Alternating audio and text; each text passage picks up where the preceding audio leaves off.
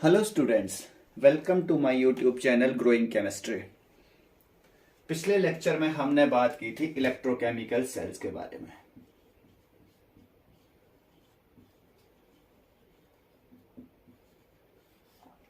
हमने electrochemical cell start कर लिया था। आज हम इसको कंटिन्यू करेंगे। तो इलेक्ट्रोकेमिकल सेल होता है हमारे पास, अगर इसकी डेफिनेशंस की बात करें तो a device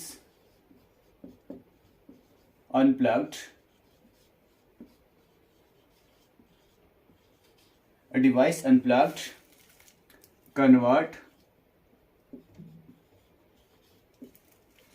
chemical energy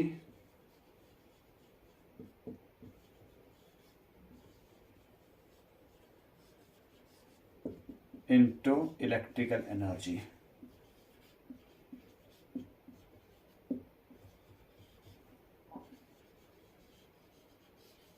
Electrical energy by redox reaction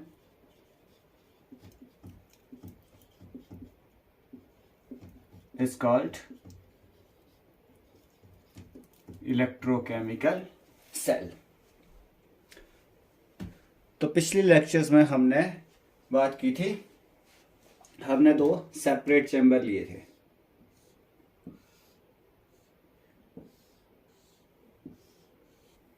एक में हमने जिंक सल्फेट का सॉल्यूशन लिया था और दूसरे में हमने कॉपर सल्फेट का सॉल्यूशन लिया था।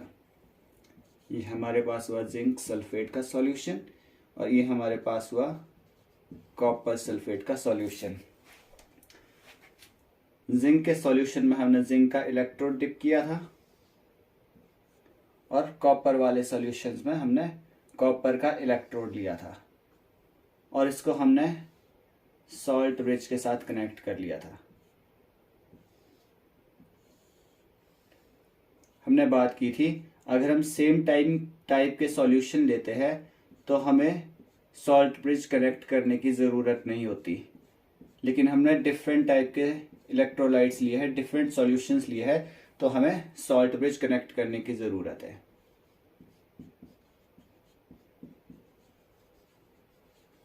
और इसको साथ ही हमने वोल्ट मीटर के साथ कनेक्ट कर लिया था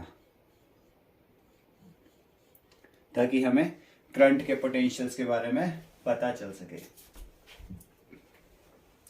तो हमारे पास ये जो पॉइंट आता है, इस पॉइंट को हम कहते हैं इलेक्ट्रोड इलेक्ट्रोलाइट इंटरफेस।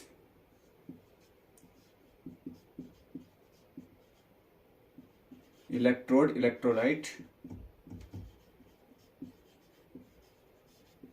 इंटरफेस।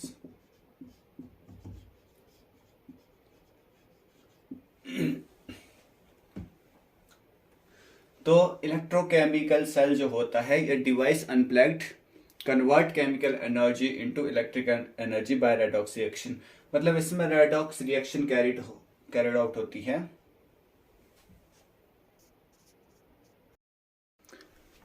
अब हमारे पास दो तरह से रिएक्शन हो सकती है, zinc plus copper sulphate give rise zinc sulphate plus copper. यह हमारे पास हो सकती है copper plus zinc sulphate give rise to copper sulphate plus zinc. तो इनमें से कौन सी रिएक्शन होगी?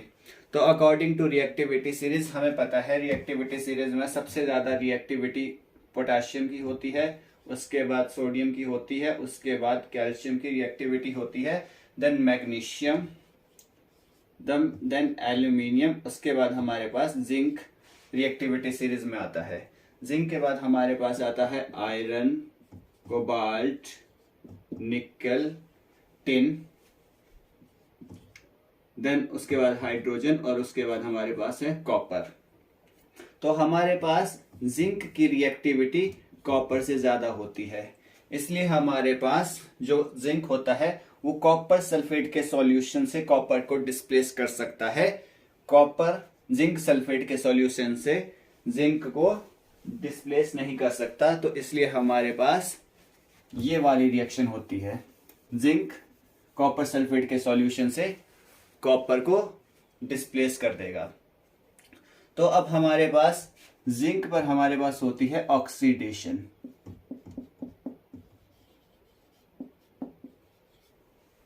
और साथ ही कॉपर के ऊपर हो रही है रिडक्शन।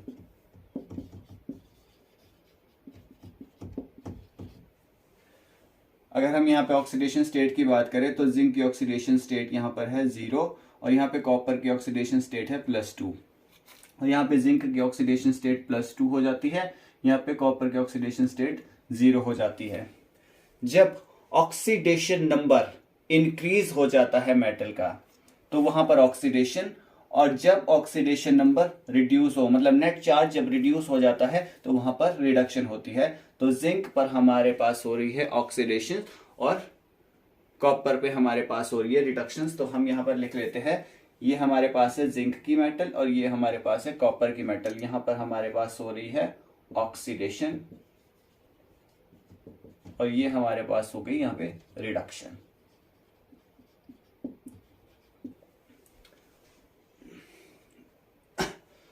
तो हमारे पास ऑक्सीडेशन एनोड पे हो रही है या कैथोड पे हो रही है, इसे हम एक ट्रिक से समझेंगे। हमारे क्लास में CR बनते हैं तो हम कहेंगे आओ CR, A for anode, O for oxidation, C for cathode, R for reduction. तो ऑक्सीडेशन जिंक पे हो रही है तो जिंक वाला हमारे पास पार्ट आ जाता है एनोड वाला, जिंक पे एनोड होगा, और कॉपर पे हमारे पास जहां पे रिडक्शन हो रही है वो कैथोड वाला पार्ट हमारे पास आ जाता है। तो अगर हम रिएक्शंस को देखें तो जो हमारे पास जिंक है, जिंक अपने 2 इलेक्ट्रॉन छोड़ के खुद ऑक्सीडाइज हो रहा है, डाई पॉजिटिव 2 इलेक्ट्रॉन अपने छोड़ता है तो ये ऑक्सीडाइज हो रहा है। कहां पर हो रहा है? एनोड पर। और अगर हम साथ ही कॉपर की बात करें तो जो कॉपर है वो ये जिंक के, कॉपर डाई पॉजिटिव हमारे पास सॉल्यूशन में था तो ये जिंक के छोड़े हुए 2 इलेक्ट्रॉन को एक्सेप्ट करके कॉपर मेटल बना रहा है और खुद को रिड्यूस कर रहा है। कहां पे कर रहा है? कैथोड पे। तो हम अगर बात करते हैं इलेक्ट्रोकेमिकल सेल्स की, तो इलेक्ट्रोकेमिकल सेल में केमिकल एनर्जी इलेक्ट्रिकल एनर्जी में कन्वर्ट हो रही है। अब ये हमारे पास स्पॉन्टेनियस रिएक्शंस होती है। तो अकॉर्डिंग टू अगर हम थर्मोडायनेमिक्स की बात करें तो हमने कोई भी रिएक्शंस कब होती है? जब हमारे पास डेल्टा जी नेगेटिव होता है। डेल्टा जी यानी कि Gibbs free energy. Gibbs free energy हमारे पास होती है delta G is equal to delta H minus T delta S. तो डेल्टा एच हमारे पास होता है चेंज इन एंथैल्पी और डेल्टा एस हमारे पास होता है चेंज इन एंट्रोपी, और टी स्टैंड्स फॉर टेम्परेचर्स। तो जब हमारे पास टी डेल्टा एस की वैल्यू डेल्टा एच से बड़ी हो तभी हमारे पास डेल्टा जी की वैल्यू नेगेटिव आएगी, यानी कि गिब्स फ्री एनर्जी हमारे पास नेगेटिव आएगी। और गिब्स फ्री एनर्जी होती है एक ऐसी प्रोसेस जिसमें हम एनर्जी को किसी और फॉर्म में यूज करते हैं। जैसे मान के चले गाड़ी में जो पेट्रोल है वो ऑक्सीजन की प्रेजेंस में बर्न होता है और उससे जो एनर्जी रिलीज होती है उसे हम गाड़ी चलाने के लिए यूज करते हैं। तो मतलब ये है एनर्जी का कन्वर्जन होता है एक तरह से। तो अगर हम बात करें कैथोड पर, तो कैथोड के ऊपर क्या होगा? जब ये रिएक्शंस प्रोसीड होगी, इलेक्ट्रोकेमिकल सेल जब वर्क करता है तो जिंक जो है वो अपने 2 इलेक्ट्रॉन छोड़कर, जो इलेक्ट्रॉन्स है वो इस इलेक्ट्रोड पर छोड़ देता है और जिंक डाई पॉजिटिव सॉल्यूशन में आ जाता है। तो अब ये इलेक्ट्रॉन्स कॉपर की तरफ भागते हैं। हालांकि रास्ता कम होता है तो इलेक्ट्रॉन, सारे इलेक्ट्रॉन नहीं जा पाते हैं, पर कुछ एक इलेक्ट्रॉन कॉपर की तरफ भागेंगे।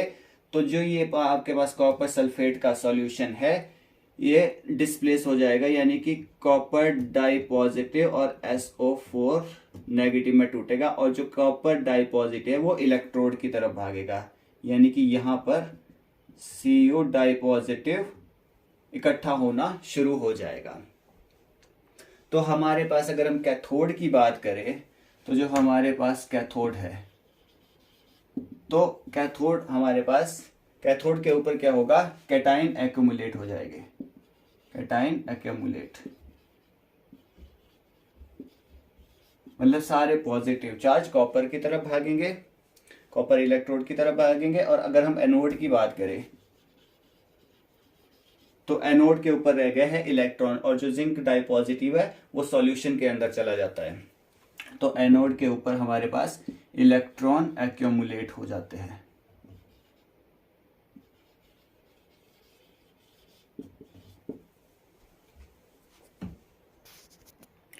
तो इस फर्दर रिएक्शंस के टाइम में जो ये सॉल्यूशन है, तो इसमें Zn डाई पॉजिटिव की क्वांटिटी बढ़ जाती है।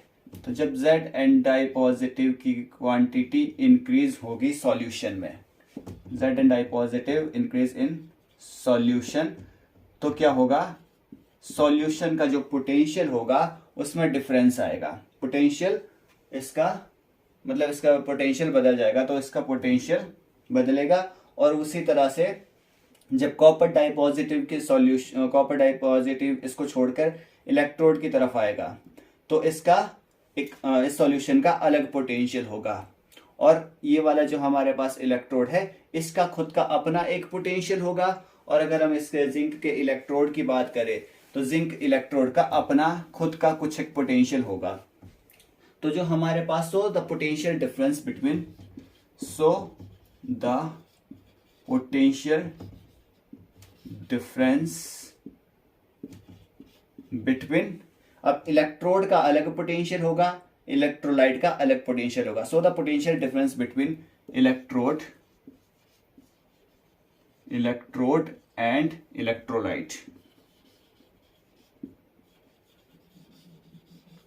so the potential difference between electrode and electrolyte is known as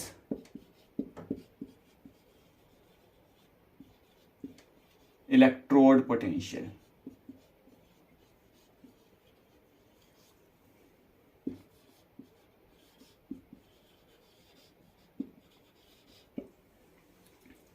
अगर हम बात करें इसकी, तो इसका पोटेंशियल देखो, यहां से कॉपर डाई पॉजिटिव के सॉल्यूशन यानी कि इस पर पॉजिटिव चार्ज एक्यूमुलेट हो रहे हैं।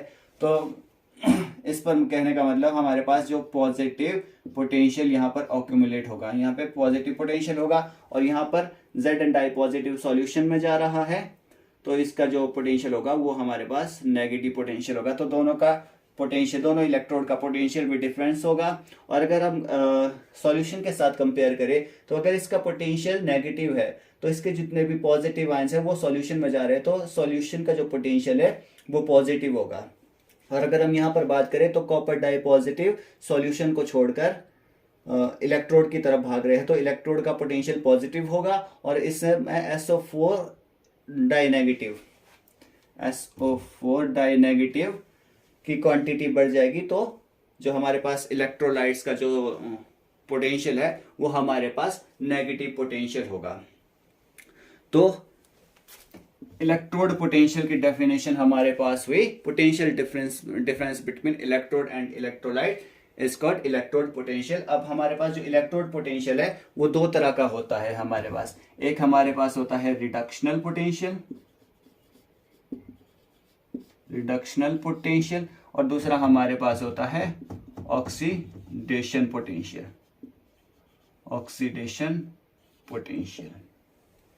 जो हमारे पास रिडक्शन पोटेंशियल होता है इसके पास टेंडेंसी होती है गेन इलेक्ट्रॉन। रिडक्शन पोटेंशियल हुआ टेंडेंसी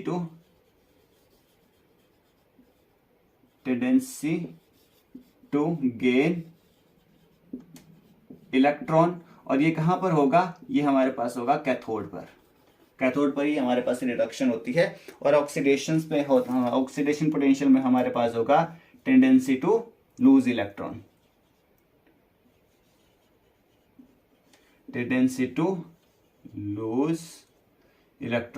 जिंक ने अपने 2 इलेक्ट्रॉन को लूज किया और कॉपर ने इसके 2 इलेक्ट्रॉन को उठाया, तो इसने कॉपर ने गेन किए इलेक्ट्रॉन, तो वहां पे रिडक्शन पोटेंशियल, और जिंक ने इलेक्ट्रॉन्स छोड़े तो वहां पर oxidation potential.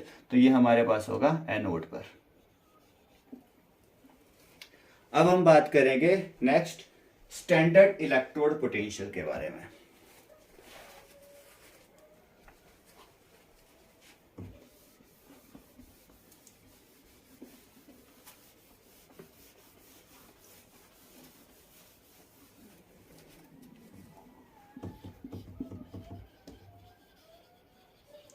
Standard electrode potential. Standard electrode potential होता है potential difference between electrode and electrolytes.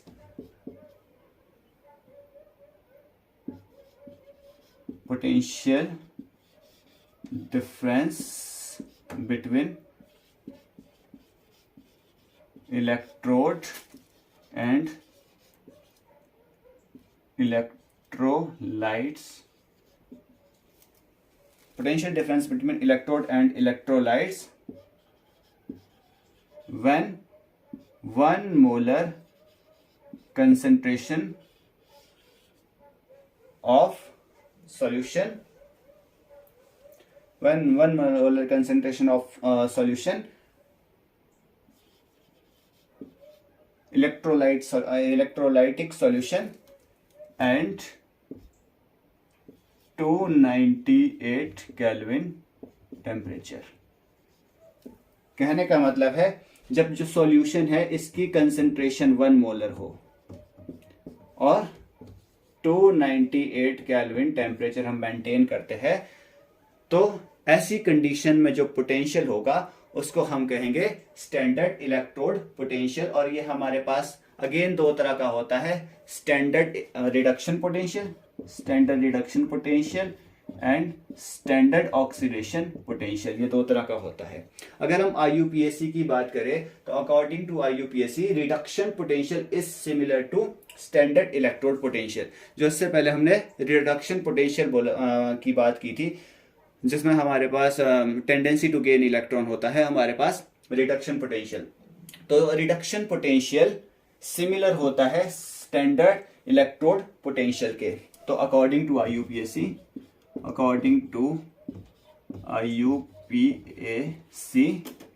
Reduction potential is similar to standard electrode potential.